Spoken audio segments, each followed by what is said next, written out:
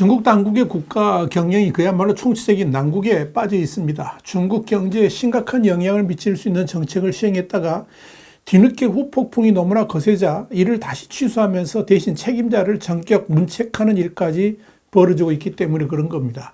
이는 중국 공산당 정부가 얼마나 주먹구구식이고 무계획적인지, 또 시진핑에 대한 충성심이 국가를 어떻게 망가뜨리는지 한마디로 대변해 줍니다.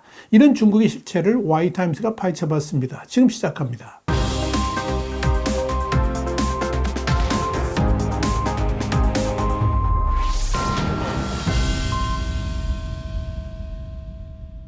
로이터 통신은 현지 시간으로 3일 중국 당국이 새로운 온라인 게임 규제안을 발표한 직후 게임 업계의 주가가 폭락을 하자 게임 산업을 감독하는 중국 공산당 중앙위원회의 직속 기구인 중앙선전부의 판권국 국장 펑스신이 사임했다. 이렇게 단독 보도를 했습니다. 이 부서는 중국의 방대한 비디오 게임 부분을 규제하는 국가신문출판 광전총국을 감독하게 됩니다. 우리 신문은 지난 12월 24일 중국 또 공산당 리스크, 빅테크에 의한 역대급 규제 예고, 이런 제목의 정세 분석, 유튜브로는 2459회 차를 통해서 이 중국 정부가 온라인 게임에 대한 강력한 규제를 예고하면서 또다시 중국 공산당 리스크가 도마에 올랐다. 이렇게 보도를 해드린 바 있습니다. 당시 국가신문 출판 광전총국은 게임 소비를 제한하는 내용을 담은 온라인 게임 관리 대책을 발표한 바 있는데, 미성년자의 신체적 정신적 건강을 보호하고 건강한 산업 발전을 촉진한다. 이런 취지를 내세웠습니다.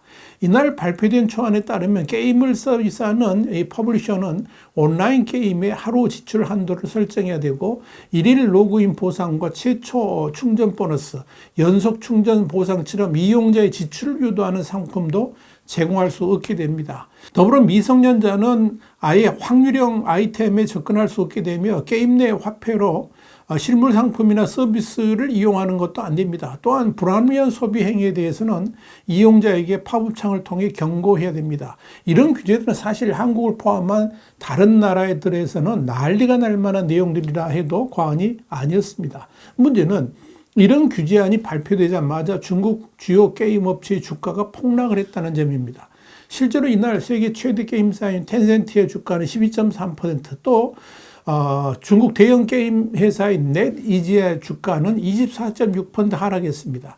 양사가 하루 만에 잃어버린 기업 가치는 무려 800억 달러, 104조 원에 달합니다. 결국 중국 당국의 게임 산업 책임자의 이념을 앞세운 정책 하나가 국가 산업을 이렇게 뒤흔들어 버렸다라고도 할 수 있습니다. 지난해 중국 게임 매출은 약 3천억 위안, 한 55조 원 규모였습니다. 그런데 이번 당국의 조치로 인해 가지고 두 회사가 잃어버린 기업 가치는 지난해 중국 게임 매출의 2배를 넘는 엄청난 손실을 입히게 된 겁니다. 로이터는 이와 관련해서 펑스 씨는 경륜 있는 게임 산업 감독관으로 2018년부터 3년 연속 중국 게임 산업 연례 컨퍼런스에서 기조연설할 정도로 중추적인 인물이다.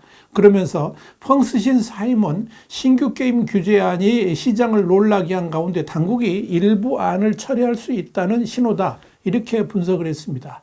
블룸버그도 현지 시간으로 3일 중국 당국이 게임 산업 규제로 인해서 엄청난 경제적 후폭풍이 일어나자 부랴부랴 수습에 나섰다 그러면서 그렇게 수습한다고 해서 이 게임 산업 관련 주가가 완전히 회복되기는 어려울 것이다. 그렇게 내다봤습니다. 그만큼 중국 시장에 대한 불확실성이 자리 잡고 있기 때문에 이 투자자들에게 아직 안정감을 심어줄 정도는 되지 못한다. 이런 평가입니다. 홍콩의 삭소 캐피탈 마켓의 시장 전략가인 레드몬드 왕은 블룸버그에 이런 말을 했습니다. 게임 산업 규제와 관련한 한바탕의 소동이 있었지만 그런 식으로 책임자를 인사 조치한다고 해서 투자자들이 중국 당국에 대해서 신뢰를 보내면서 투자를 재개할 것으로 보이지는 않는다 그러면서 투자자들은 중국 당국의 정책 안정성과 확실성에 대해서 아직도 회의감을 가지고 있다. 이렇게 설명을 했습니다. 결국 이번 게임 산업 규제 관련 소동은 경제적 이익보다 규제가 더 중요하다고 믿는 중국 공산당의 민낯을 그대로 보여줍니다.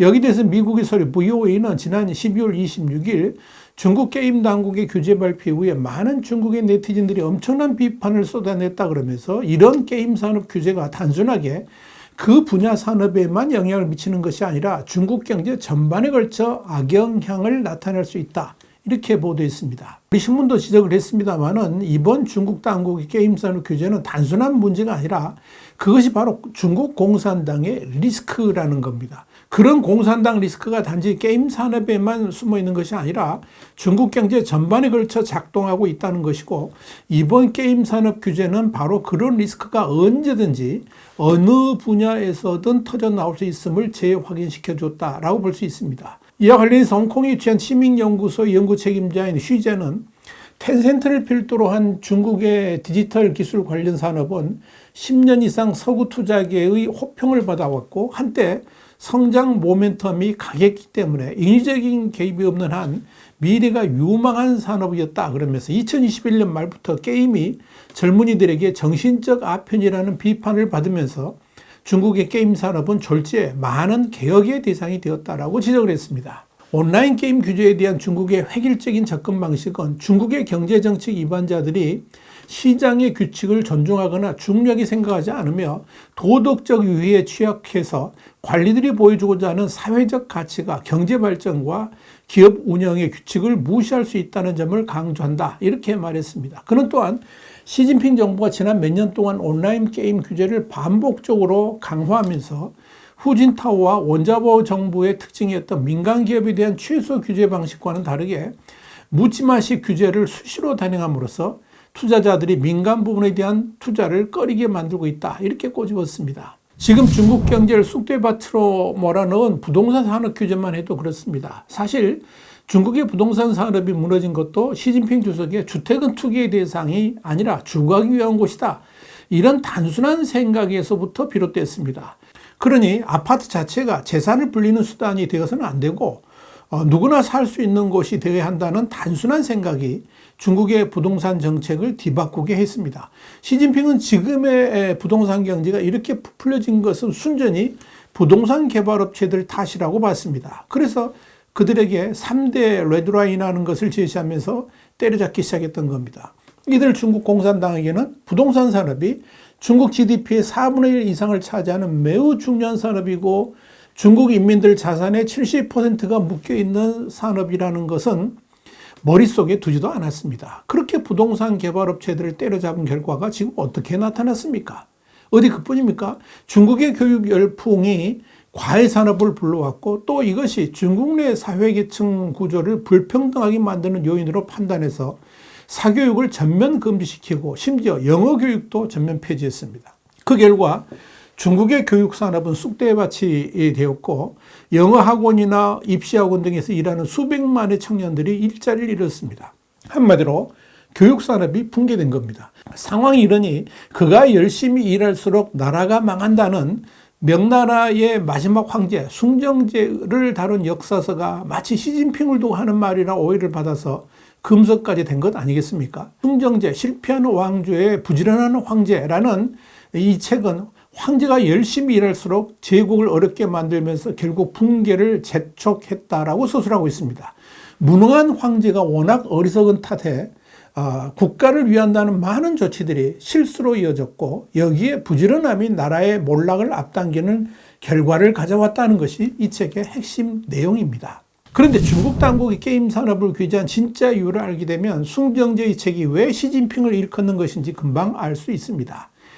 타이베이 통화대학의 신경제정책연구센터의 천숭싱 소장은 중국 공산당이 12월 중순에 열린 중앙경제공작회의에서 새해 경제 업무의 기조를 무너뜨리기 전에 쌓아올리는 것으로 설정했다고 말하지만 보름도 채 지나지 않아서 반대 방향으로 가고 있다 그러면서, 이는 중국 공산당 정부가 실물 경제보다 통제에 더 중점을 두고 있음을 증명하는 것이다, 이렇게 말했습니다.